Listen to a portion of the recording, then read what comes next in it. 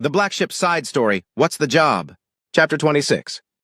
With the capital ship and last remaining FTL-capable mercenary vessel destroyed, the precious few remaining enemy fighters stood down almost immediately now that they knew there would be no chance of escape. Some had even been destroyed as they tried to flee into the hangar before they thought the ship would jump out, only to be destroyed in the blast. This now allowed the Silent Runner to move unimpeded. A short while later, she was slowly making her way through the debris and closer to the emergency distress beacon as it wailed through the void. Having made plenty of room in the landing bay, the ship closed in on what turned out to be a heavily damaged escape pod. Kartok leaned in close to the captain and whispered, "You don't really expect anyone to be alive in that tin can, do you?" Nico took in a heavy breath. "Technically, we don't even know who, if anyone, is inside. But if it is the Princess's Royal Marines, I want you ready to take care of any injuries." The captain's doctor looked at the mangled object as it slowly began to float into the ship. "Aye, Captain. I still can't believe it even survived the blast." The escape pod drifted through the bay shield on a plume of sputtering, maneuvering gas, tumbling just enough to make everyone tense. One entire side of the hull had been scorched black and peeled back like the skin of an overcooked fruit. Microfractures spider-webbed across its surface, glowing faintly where emergency field generators failed to hold the atmosphere in. Mag clamps snapped out from the deck and caught it with a heavy clang. But for a moment, nothing happened. The distress beacon cut out, power finally failing, almost as if only when it realized it had accomplished its mission. Silence settled over the bay, thick and expectant. "Pressure seal is non-functioning," Amara reported softly, her avatar flickering near the pod. The internal atmosphere would have been 0. "Life signs," she paused, recalculating twice in rapid succession. 6. "Extremely weak. Multiple critical conditions." Kartok froze. Slowly he turned to Nico. 6? Nico was already moving. "Open it. Carefully." Drones surged forward as Clara and her people stood nearby, watching anxiously for what was inside. As they approached the manual release panel, sparks showered them when they bypassed melted circuitry, their appendages moving with frantic precision. "Hatch release in 3, 2! The hatch was pulled outward early with a tortured screech of metal. Air slowly flowed into the room following the hatch, carrying with it the unmistakable scent of scorched armor, burned insulation, and blood. Inside the pod, the scene was pure devastation. Milcades was slumped in the center, still strapped into a crash harness that had partially fused to his armor. His helmet was on, but his cracked visor was streaked with dried blood and ash. His chest rose slowly, unevenly, but it did rise. Rama lay to his left, unconscious, one arm twisted at an angle no arm should ever take. His armor plating was split open along the ribs. The black ichor that was nanogel had ensured his suit remained sealed. No doubt the sole reason any of them yet lived. Vasily was half collapsed against the bulkhead, visor also damaged, one eye visible and unfocused. His leg was gone below the knee, cauterized clean by a piece of metal from the blast, but his fingers still twitched weakly against the deck. Ibanez was strapped in upside down, harness jammed. Blood coated in crimson globules around her helmet. A deep fracture was visible along the collar of her armor where the blast had thrown her into the pod's ceiling, leaving her wedged there. Lamar was breathing, but only because the pod's internal med unit had punctured his chest plate and was rhythmically forcing air into his lungs. Every assisted breath made his body jerk. Sandra lay motionless near the hatch, her armor burned through in multiple places. One gauntlet with a hand was missing entirely. A faint pulse blinked on her collar indicator, red but present. For half a second, no one spoke. Then Kartok swore softly in his native tongue as he pushed forward to see their condition for himself. "Med teams, move!" Nico barked, the command snapping the bay back into motion. "Now! Get them out!" "Careful with Milcades's spine," Kartok ordered after seeing a scan report. "Amara, full trauma protocols, route them straight to surgery." As stretchers slid in and autoclamps disengaged restraints, Milcades's eyes fluttered. Barely open. His gaze drifted unfocused across the bay lights, the silhouettes rushing around him, until they landed on Clara. For a heartbeat, the world narrowed to just the two of them. "Princess," he rasped while trying to give a salute. The word itself was almost lost as the pain of speaking caused him to cough. Clara's breath caught sharply. She was moving before anyone could stop her, dropping to her knees beside the stretcher as Kartok attempted to stabilize his vitals. Her voice broke. She swallowed hard while gently lowering his hand down to his side. "You're not allowed to speak.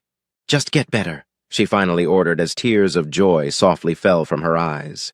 While Atuccio, Amalia, and a host of security drones kept an eye on Harry and Clara, Cynthia and Wyatt approached, shooing away the drone stretcher-bearers to pick up and carry Milcades themselves. "You might also want to lay off the ration bars, Milcades," she said after hoisting him up in the air again. "No kidding." "You're getting fat," Wyatt jabbed lightly and awkwardly. "Nonsense! You're getting weak," he coughed a laugh, drawing a displeased look from Clara. "Shush, you, all of you! He needs to rest," the princess demanded.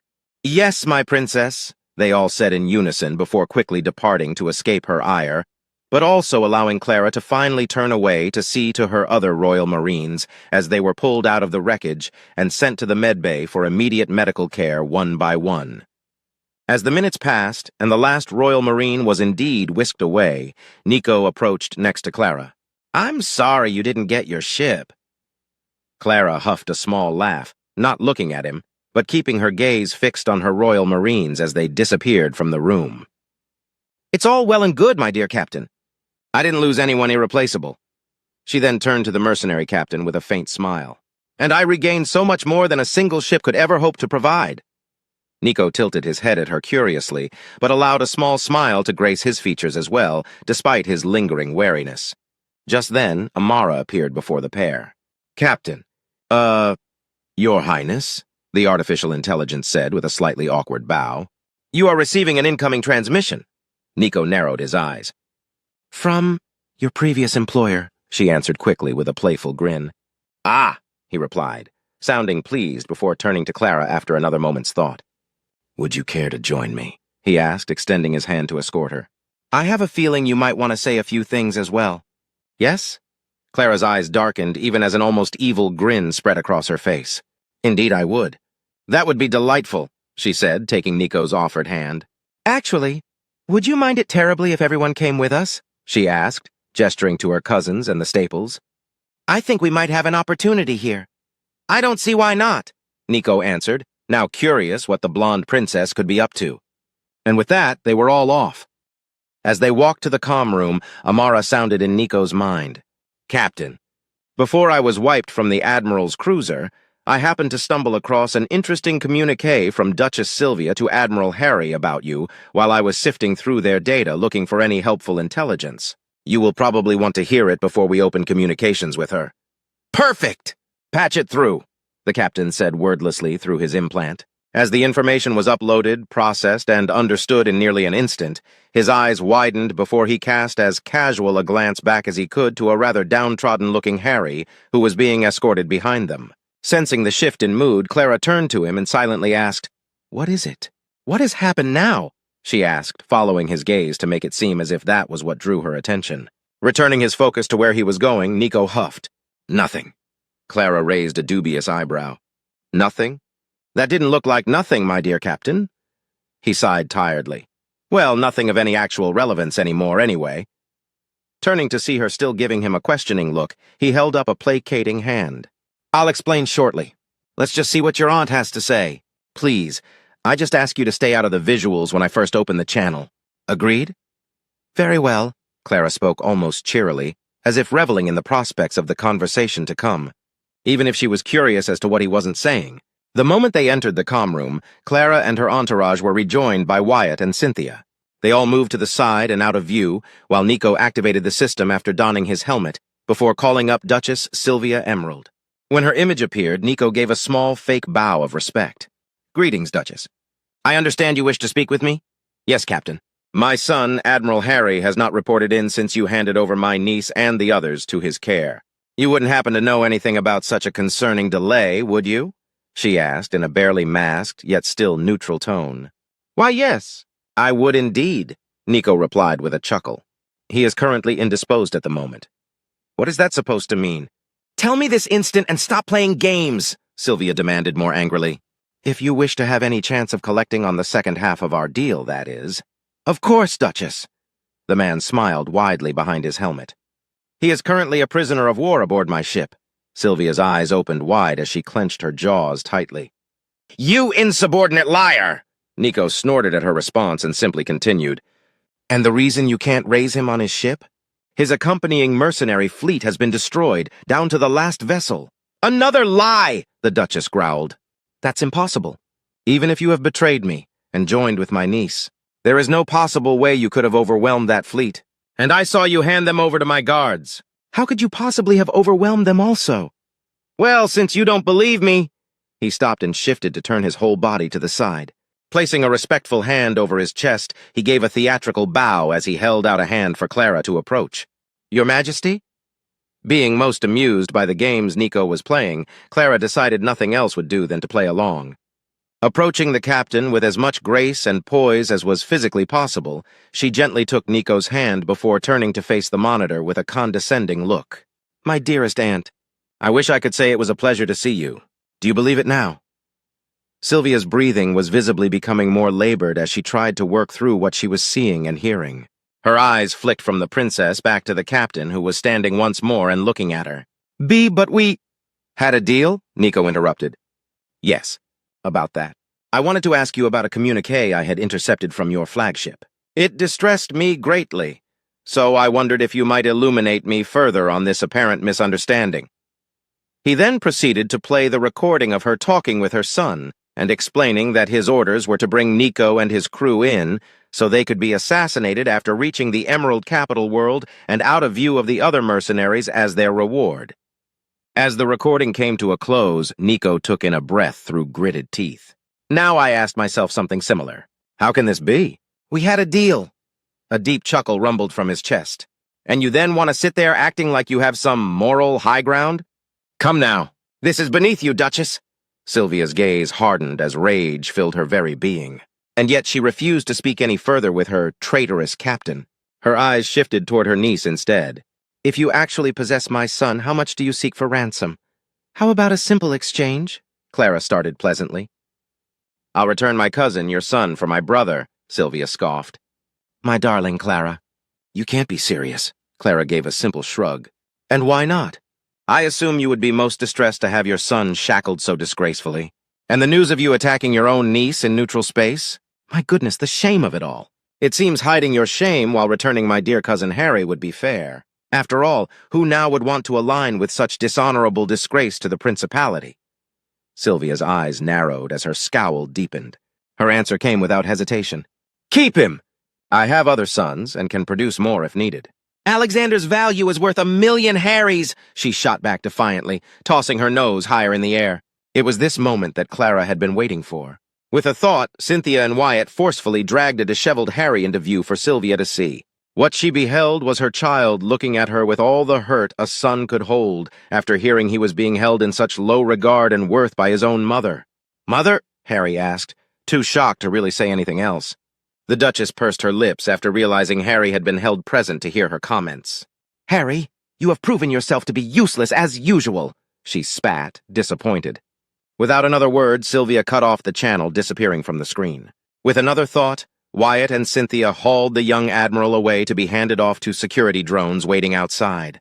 All the while, Harry continued to repeat his question in a whimpering manner. Ouch. That was a little harsh, Nico chuckled in a whispered tone. I almost feel sorry for him. Did you really need to bring Harry over for that? Of course, Nico. Divide and conquer, Clara said after her cousin was out of earshot, and terribly pleased with the whole situation. Now he knows what his house and, most importantly, his mother truly thinks of him. And if my aunt wishes to try and divide the royal family, well, two can play at that game. She then let slip a small, teasing grin. And well played yourself. When did you become one for the theatrics? Nico simply shrugged. You learn a thing or two when keeping the varied company we tend to carry around. The princess nodded. I see. So, shall we finish up here? Nico nodded. Yes, let's. Pulling his helmet off, he gestured for his crew to join him on his side of the room. As Myra, Ada, Kartok, and even Amara all drifted toward or appeared by his side, Wyatt and Cynthia moved to flank Clara. Meanwhile, the Royal Marines approached from behind, while the Staples and Gabriel moved off to the left to watch what was happening. We had a few personal matters we wished to rectify, my crew and I, Nico started. This issue we have of kidnapping Wyatt's family. That was not the sort of job we normally take on by matter of principle. As such, we will not be accepting a single credit for it. Instead, we wish to declare our intention to divide the 90 million credits we received equally amongst them and offer it as compensation for their... He paused for a moment to nurse his tender nose as he allowed a grin to form. "Pain and suffering. So as soon as you provide us with accounts to make the transfer, each of you shall receive the sum of 18 million credits each." While the declaration brought a series of gasps and shocked looks from all the guests present and satisfied smiles from the SR crew, Nico continued. "Next, and with the approval of your majesty," he said, gesturing to Clara, "we would like to state that we have grown fond of the Staples family in general." With his eyes drifting to Wyatt, "As such, we do not wish something like this to happen again. So I wish to sponsor Wirt, Winona, Weskel, and Wham's ascension to knighthood. In this way, both they and your brothers will also be part of the nobility and be able to take advantage of the rights, privileges, and protections their new ranks demand. You can even fully and properly adopt them into House Staples as house members, not mere favored servants." Finally, turning his gaze to Clara, he tilted his head curiously. "Would this be acceptable, Princess?" Clara's eyes flitted to a dumbfounded Wyatt for a moment before returning. Her smile widened and she nodded. "I believe this can be managed. And I thank you for your kindness toward my Knight Banneret's relations." "Splendid. I will send the credits for that as well, so they can officially become vassals under House Staples. And finally," the captain said, shifting back toward Wyatt, "with your permission, sir, I noticed you have a town and an industry you are trying to develop. I would like to assist you and your people by investing 25 million credits into your enterprises." Up till now, Wyatt had been experiencing a wide range of emotions. For the first time in over a month, he had finally gotten to meet and see the face of the man who snatched his family from their homes like a thief in the night. And yet instead of getting to punish him, or better yet, kill him, he was forced to fight alongside him. Even after watching the captain give his brother a pistol for his protection, and before watching his own mother step in and stop him from dropping the man with his soul snatchers, he couldn't understand what was happening. Could this Nico Sark actually be trusted? A sellsword? But then, Wyatt thought, this was also the man who just refused any payment for his deeds, then used the funds to uplift every single one of his family members, something he himself could not hope to do at the present moment. He watched him stop Cynthia from charging into a room that possibly could have seen even her cut down, or at the very least severely wounded. Then there was the fact that he had just risked his life alongside him to not only save his princess and her fleet, but also capture an important asset to help their war effort. "Why?" was all he could think to say as he eyed the man suspiciously. Nico shrugged nonchalantly. "I told you before, Wyatt. I'm a great admirer of your work and exploits. My goals never had anything to do with you or your family, though I'm less pleased to see you decided to try and not take my advice." A confused frown adorned Wyatt's expression, causing Nico to let a small chortle escape his lips. "It almost seems as though you were trying to get yourself killed," he finished in a whispered tone, gesturing with his eyes to his limbs. Wyatt huffed. "Anyway," Nico said while he offered a hand to shake. "What say you? Truce?" Seeing the outstretched hand this noble offered him, Wyatt slumped his shoulders a touch as he narrowed his eyes at the man. Finally, he reached out and shook it. "Fine. This doesn't make us friends, but I'll be happy to take your money." Nico barked a laugh as they shook hands, ending it with a smirk as the two bruised and battered men continued to stare at one another. With a nod, he continued, "Of course not. This is just business." The captain released his hand and chuckled. "So," Wirt interjected as carefully as he could, a confused look still adorning his face since Nico's initial announcement. "This means we'll actually all be nobles?" Nico nodded. "As soon as it is approved and the red tape taken care of, yes, all the Staples will be elevated to nobility." The former abductees looked at each other, still shocked by the turn of events. So much so that almost in unison, all the Staples men outside of Wyatt collapsed. Kartok looked shocked and was about to jump into action when he saw a grinning Ada hold out a hand, stopping him while looking heavenward as if for strength. Myra sighed and ran a hand down her face. "I'll go get the water." "Oh, right. This is normal," the medic said, shaking his head. The captain laughed softly and shifted back toward a bewildered-looking Wyatt, who quietly now wondered how they would know about this quirk of his family. "Like I said, just send me the details and we'll get everything sorted." Not waiting for a response and turning to Clara, he continued, "In the meantime, Princess, I'll get you and your people back to your ship. Give me a few hours to stabilize your Royal Marines. Then I'll transfer them to your infirmary." "I'd be much obliged, Captain." Thank you, she said simply. With a nod and then a bit of conversation, the group broke up after the Staples had been revived and eventually headed back to the docking tube near the landing bay. Nico eventually came near to Westcall and spoke in a hushed tone. You know, we could always use another hand on the crew. The comment caused Westcall to snap his attention to the captain instantly as his mouth fell open in surprise. You want me to stay? Nico shrugged and smiled. Aye, if you like. Nobody is forcing you, he chuckled. Just saying there is a place here for you if you want it. Westcall frowned and turned his attention to the floor as he thought. But he couldn't finish the sentence and soon found himself letting out a deep, long, contemplative breath through his nose. His mind raced through the last short while that he had been on board the ship, how his life had changed so dramatically from the same old routine of life back on Volantis. Part of him wanted to jump at the chance for excitement and adventure, but another part of him longed for the return of that quiet, simpler life. He turned back and looked at the man who had first kidnapped him, but then spent hours and hours training him, then elevating him. Part of me wants to say yes. But I don't think I can, Westcall finally said with a small shake of his head. Nico sighed, but nodded. I get it. If you ever change your mind, or even have need of us, contact me, he finished, handing him a contact sheet. However, being the forever nosy younger brother, Wham couldn't help but accidentally listen in on purpose. Hearing where the conversation was going, he butted in loudly. Hey, I wouldn't mind. Can I join the crew? He asked eagerly. Nico snapped his attention first to Wham, then to his parents, who looked like they were about to have a stroke. Quickly moving to smooth over the situation, he chuckled and tried to say as kindly as he could manage, You're too young to join my crew, Wham. Aw, come on. Wyatt joined the Navy at 14. I'm 15, Wham whined. What was all the training for? Nico, trying to keep from smirking, turned to face the young Staple. Placing a heavy hand on his shoulder, the captain turned the boy around and pointed to his mother. You see that face? That is the face that tells me you won't make 16 if I say yes. And for my part, I'd like to make 25. He laughed and turned back around as he then heard Myra in his mind. Thank you, Captain. He's a sweet boy, but I'm not sure my leg could survive the little hound's attempts at attention much longer. To keep from bursting out laughing, Nico coughed, drawing a few confused glances as he simply moved on, ignoring them all.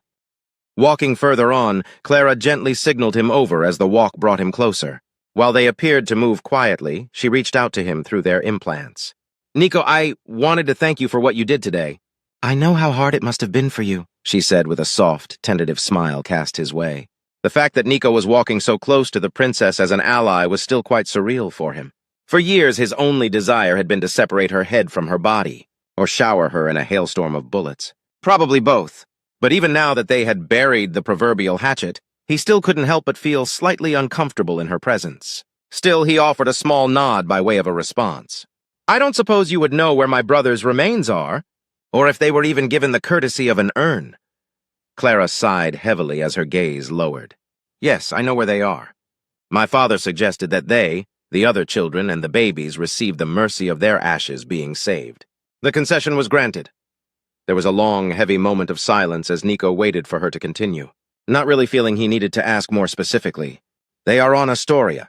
I had a modest, private memorial spot made for them, she finally admitted. With respect, would it be possible to have them returned to me? Of course, Clara responded both instinctively and immediately.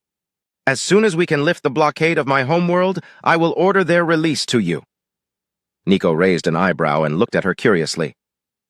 Just like that, she parroted. In fact, if you so desire, I will have the records of their passing altered to whatever it is you desire. It'll be a lie, but only you and I will know it.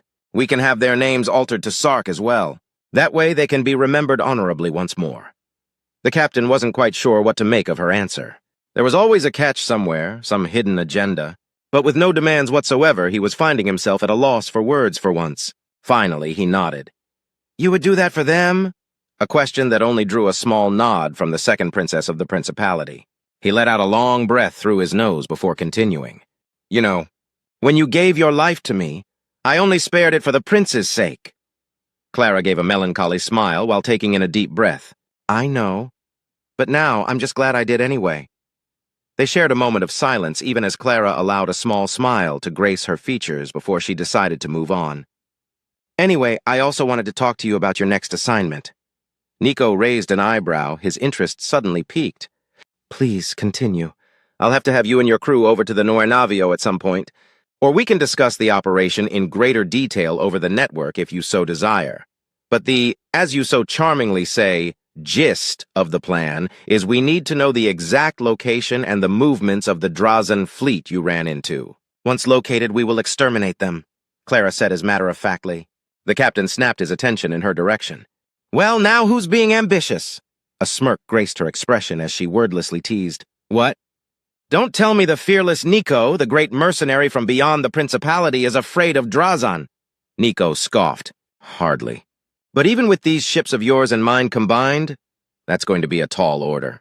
I generally like the odds to be a little more heavily stacked in my favor. Or, completely stacked in my favor. What do you plan to do once we catch up with them? A full assault with just us? That remains to be seen. I'm sure my Knight Banneret would love nothing more than that, she said, smiling inwardly.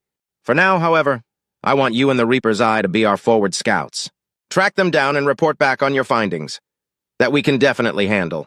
And while I'm all for some thrilling heroics, you better not be too terribly far away if I get myself into some mischief. Suicidal, I'm not. Turning to her once again, he shrugged. Not usually, anyway. I think Lord Staples would be quite agitated with me if I did keep him too far away when Drazen are afoot. So fear not, my dear captain. I promise we'll be there to support you. You shan't be left in the lurch, she said as reassuringly as she could. Then, in that case, I look forward to the hunt. A shuddering of the ship as it docked with Noir Navio alerted them that it was time to leave. And just in time as they were approaching the docking tube. Amara. Has Commander Redford given us clearance to send the party over? Nico asked simply. Aye, Captain, she said, appearing next to him with a playful salute. An action that amused Clara. You'll have to let me introduce Amara to my master technician, Jincho. I feel they would get along swimmingly. Jincho? Nico asked, as both he and Amara tilted their heads curiously at one another before looking back at the princess. Indeed, she said with a grin. He's a mechanical genius and from what I gather, just as devious. Clara finished with a wink to Amara. Amara's eyes instantly lit up with interest as she snapped her head back to Nico. But before she could say anything, Nico held up a hand. Fine, but not right now. And just as quickly, her elation turned to a disappointed frown as she fell back to being quiet. As the door opened, Nico just grinned and gave a small but respectful bow, an action mimicked by Myra and more awkwardly Kartok and Ada. Safe travels, my princess. Clara returned the gesture with a small nod. We'll see you soon, Captain. And with that, Clara left the silent runner for the Noir Navio, flanked by her Royal Marines. Following closely, but stopping before he left, Gabriel allowed a small smirk to grace his expression. Nico, it's been something. The captain chuckled. Yeah, I still hate you too. A comment that drew a surprisingly genuine laugh from both men. And try not to get yourself killed in this house war. Last time I saw you, I believe you were demanding another game of cards. Isn't that right? Gabriel tried to purse his lips, but couldn't help but still see the humor in it all.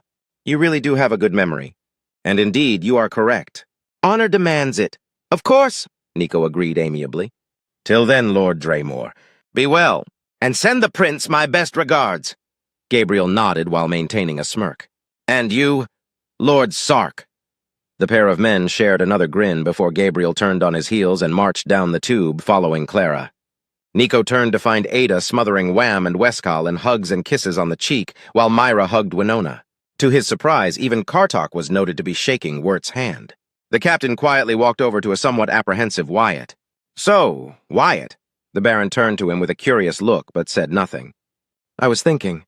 My crew will need to have some shore leave soon. Any chance you might have accommodations for the four of us for a few days? I'm guessing the fallout of this battle is going to take a bit to take care of before we can move on, Nico said with a grin. Wyatt stared at him for a second, then at his family as they said their goodbyes, then back to Nico. Well, considering you're an investor now, not sure I can really say no. Nico offered a hand and smiled. Wonderful. I'll contact you later. We'll arrange it? Arrange what, Nico? Ada asked nosily after she joined the two, just as Wyatt took the offered hand. Wyatt has agreed to let us spend some shore leave time in his barony, Nico replied nonchalantly. The feline woman's eyes widened with excitement. Has he now? Casting a playful smile as she looked at Wyatt with an almost predatory glance, she continued, And, will the great Wyatt be joining us himself?